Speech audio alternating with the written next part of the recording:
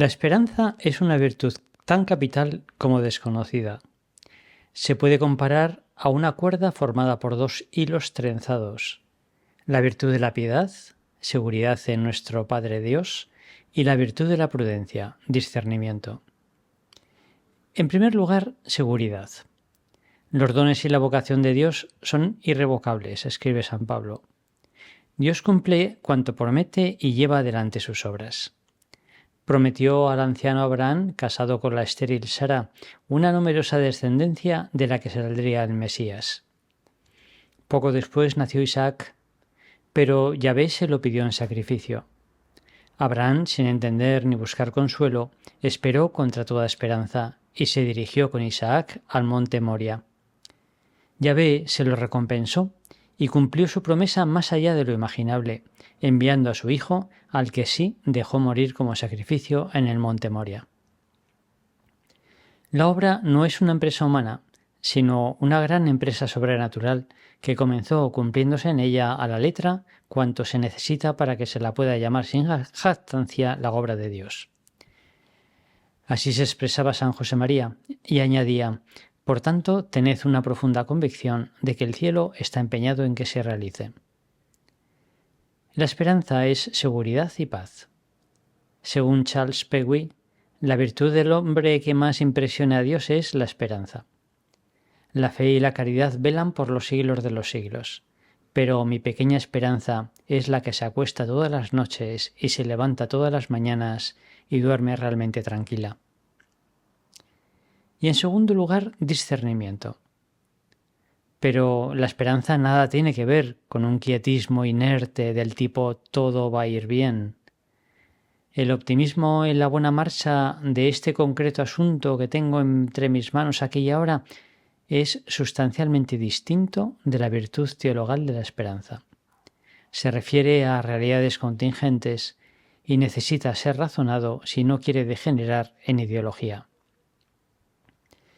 En el siglo VI a.C., Nabucodonosor dirigió su ejército contra Jerusalén. Todos los profetas auguraron la victoria del pueblo de Dios, excepto Jeremías, que instó al rey a entablar conversaciones de paz antes de pelear contra una potencia militar tan superior. Tras la conquista de Jerusalén y la deportación a Babilonia, solo el profeta del pesimismo, es decir, Jeremías, mantuvo encendida la llama de la esperanza. Dentro de 70 años volveremos a Jerusalén porque somos el pueblo elegido. La esperanza mira al futuro a la vez que discierne el presente. Es la hermana pequeña que lleva de la mano a la fe y a la caridad. Reconoce en las pruebas a Dios que se hace presente para purificar sus obras. Y en lugar de rebelarse contra ellas, descifra su mensaje.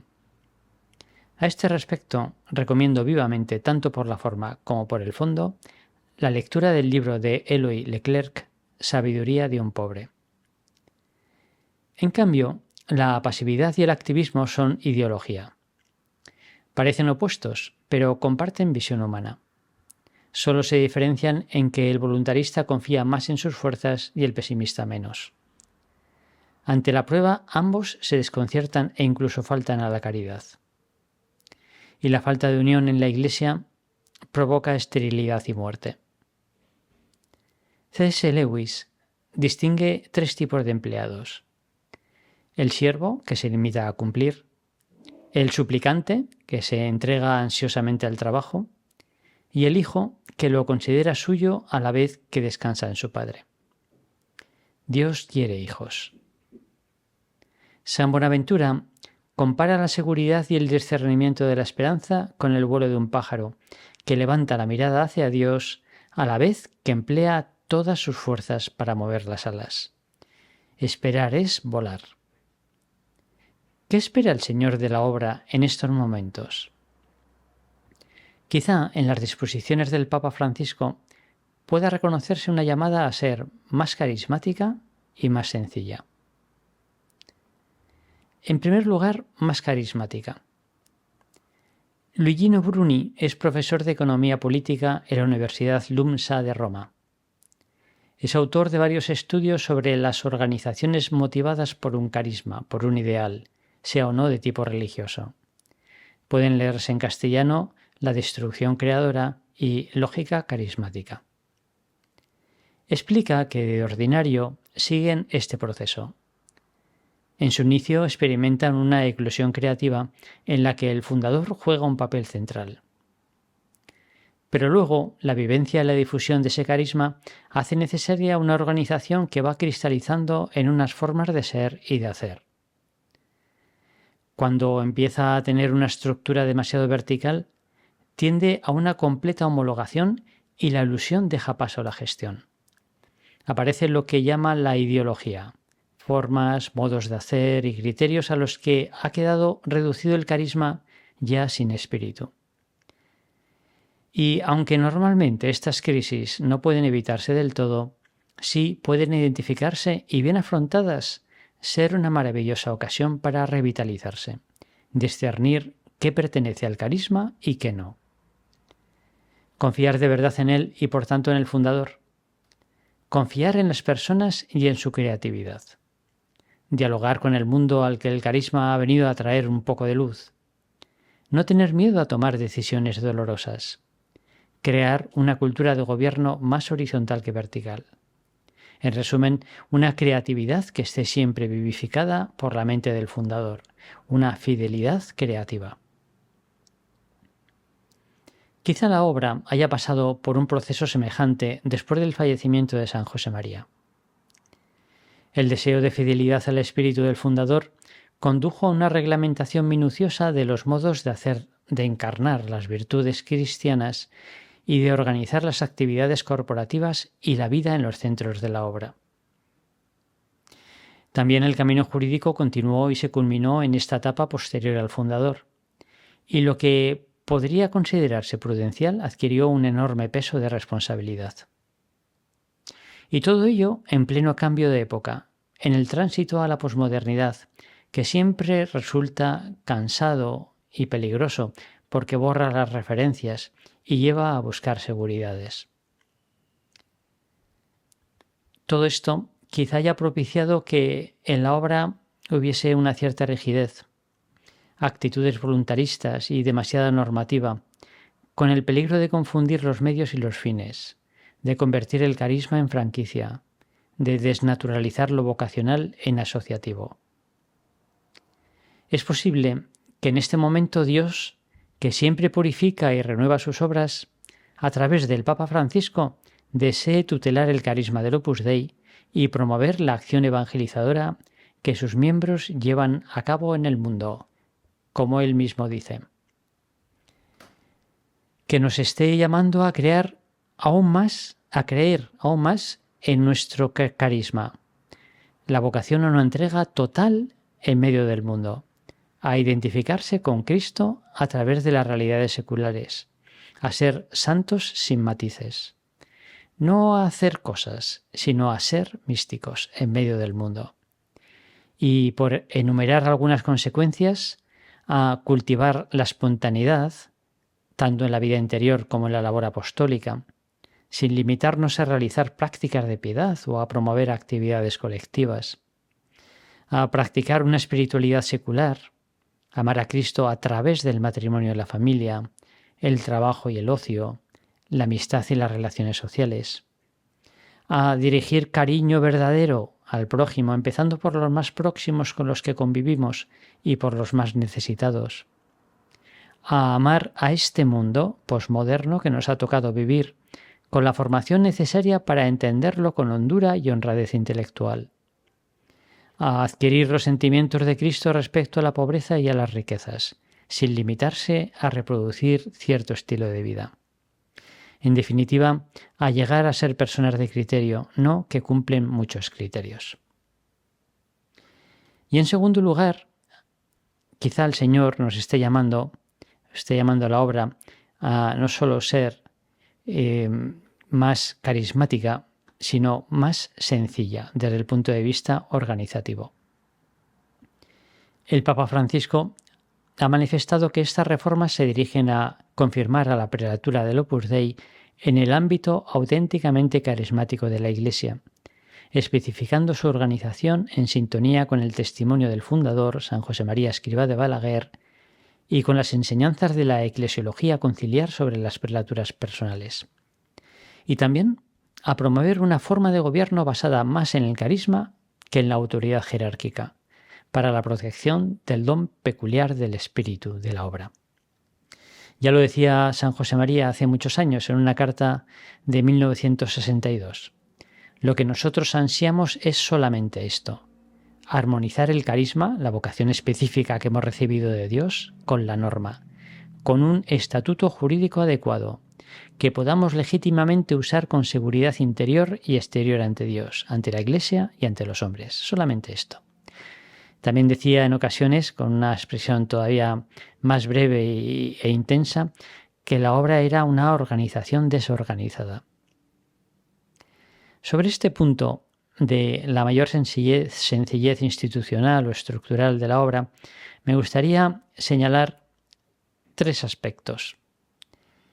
En primer lugar, que la regulación que hace el Código de las Prelaturas Personales es muy escueta y remite a sus propios estatutos. En estos meses se está trabajando para adaptar los estatutos del Opus Dei a las nuevas normas para su aprobación por parte de la Santa Sede. De los nuevos estatutos depende que las recientes reformas legales tengan o no alguna consecuencia práctica para los miembros de la obra. En segundo lugar, incluso si de hecho no cambiase nada, es preciso aclarar el alcance de la asimilación de las prelaturas a las asociaciones clericales. Asimilar no es lo mismo que identificar. Es una técnica jurídica que evita repeticiones y facilita la interpretación de nuevas figuras. Podría entenderse que, según la finalidad de las prelaturas, pudiesen estar integradas por sacerdotes y laicos, en cuyo caso el Opus Dei podría caber en esta nueva versión más sencilla de las prelaturas personales. En cambio, una interpretación clerical que identificara las prelaturas con las asociaciones de clérigos sería incompatible con el carisma secular de la obra. Su finalidad es promover la santificación de sus miembros laicos, que representan el 98%. Solo unos pocos son ordenados e incardinados para el servicio de los demás. Por eso resultaría forzado que el carácter secular de la obra se relegase a un segundo plano y la preeminente tarea que realizan los clérigos pasase a ser lo principal. Sería de alguna manera retroceder a la aprobación de 1947 como Sociedad Sacerdotal de la Santa Cruz unida a la Asociación Opus Dei, que el fundador solicitó por ser la menos inadecuada en el Código de 1917 para incardinar sacerdotes. Y en tercer lugar, aunque es improbable, si en lugar de asimilar se identificara prelatura y asociación clerical, la obra dejaría de ser prelatura de hecho, y quizá debería reemprender su itinerario jurídico en busca de una solución adecuada. En este hipotético caso, el Papa podría promover en una previsible reforma del Código de Derecho Canónico la creación de una figura jurídica adecuada al carisma del Opus Dei, sencilla pero adecuada a su carisma, que contuviese los siguientes caracteres: que fuese de contenido vocacional, no solo para realizar ciertas actividades de tipo asociativo; en segundo lugar, que fuese secular, no religiosa ni principalmente clerical, integrada fundamentalmente por laicos; en tercer lugar, con capacidad de incardinar sacerdotes al servicio de esos laicos; y finalmente, de régimen universal bajo la autoridad de un prelado. Concluyo con una referencia que me parece relevante a la postura del profesor Aymans, cabeza de la Escuela Canonística de Múnich, recientemente fallecido. En los inicios de su carrera académica fue uno de los más grandes detractores de las prelaturas personales, pero en los últimos años matizó mucho su posición desde la perspectiva carismática. En la línea del Papa Francisco, opinaba que el carisma es una aportación sustantiva a la forma histórica del Evangelio, en relación con lo institucional, que demanda una exigencia de acogida en lo específico por parte de la jerarquía de la Iglesia. Aunque sea aprovechando un traslado, no quiero terminar esta serie sin agradecer a los que habéis llegado hasta este punto vuestro esfuerzo, porque aun cuando sea un tema apasionante, no deja de ser arduo. Y para pedir perdón a los especialistas en Derecho por tantas incorrecciones jurídicas como seguro que salpican esta serie. Y a todos los demás porque también está llena de opiniones personales que seguramente no compartáis o de afirmaciones que necesitan ser matizadas o corregidas.